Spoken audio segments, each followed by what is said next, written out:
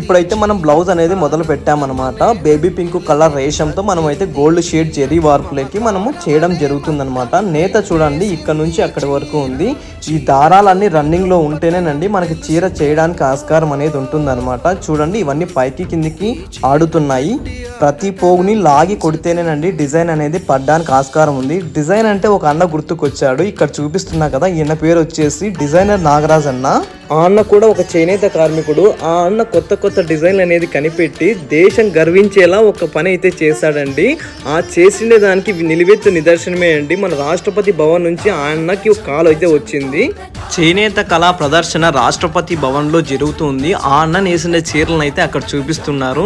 నిజంగానే దేశం గర్వపడేలా, అంతేకాకుండా చేనేత రంగం గర్వపడేలా ఆ అన్న అయితే పేరు తెచ్చుకున్నాడు. ప్రతి ఒక్కరు ఇప్పుడు రాయండి కామెంట్. ఆ అన్నకి మన ఛానల్ నుంచి అభినందనలు తెలుపుకుంటూ జై చేనేత, జై జై నేతన్న. Thank you so